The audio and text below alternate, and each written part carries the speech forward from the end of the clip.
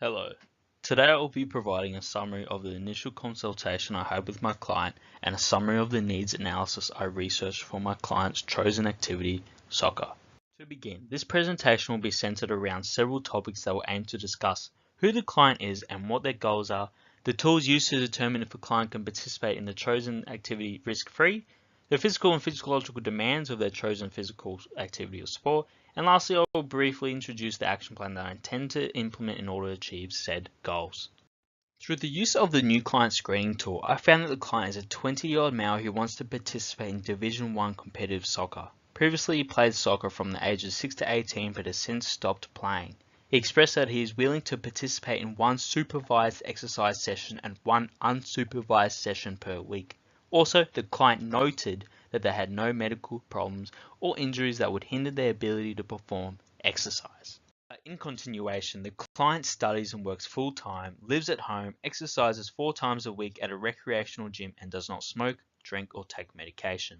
In addition, he played the position midfielder in soccer. After speaking with the client, it was concluded that he wants to focus on 3 main goals: to lose weight, improve time management skills, and improve aerobic endurance before he returns to soccer. Now on to the pre-exercise screening tools. For my initial consultation, 4 tools were used to determine the client's risk of participating in exercise. I will go through each tool's purpose and what the client scored on these tools. Firstly, the ESSA pre-exercise screening tool is comprised of 2 stages. Stage 1 is used to identify disease or signs and symptoms of a disease, and Stage 2 identifies risk factors and other conditions. The client answered no to all Stage 1 questions, and in Stage 2, no more than 2 risk factors were identified. The next tool, PAR-Q&U, determines readiness to perform physical activity, if previously inactive, and the client also answered no to all questions. For the Fantastic Lifestyle Checklist, it provides insight into the individual living habits, and the client classified as good. For the last tool, the ACSM coronary risk factor analysis, the client classified as low risk, and the purpose of this tool was to establish the number of coronary heart disease risk factors an individual may have. Overall, based on these tools, the client is a low-risk individual who can participate in aerobic physical activity or exercise up to vigorous or high intensity and can do so immediately.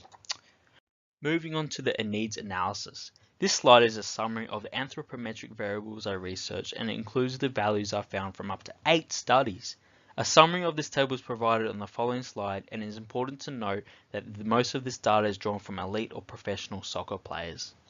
To summarize the data, the body fat percentages range from 10 to 15%, suggesting that a lower body fat percentage improves performance due to the training intensity that has to be maintained or achieved to reach these low levels of fat.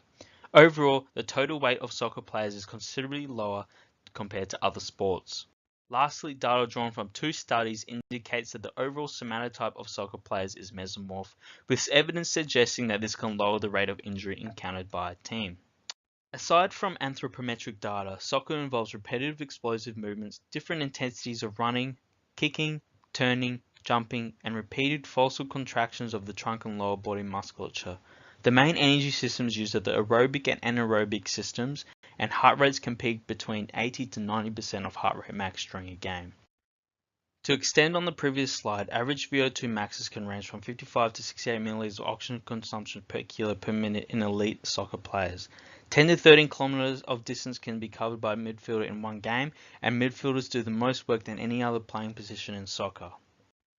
Moving on from the needs analysis, my action plan will consist of an aerobic endurance and anaerobic power intervention, of which will include interval training to focus on increasing VO2 max, running endurance, and running intensity, and plyometric exercise to build that anaerobic power.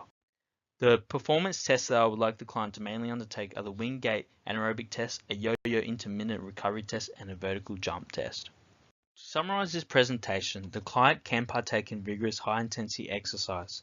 They have no signs of cardiovascular risk factors. The client can proceed with their goals, namely improving aerobic endurance and losing fat mass. The needs analysis recommended that for optimal soccer performance, the player should have a relatively high VO2 max and a low body fat percentages. And it made me aware that midfielders covered the most distance throughout the game than any other player. Thank you for listening to my presentation.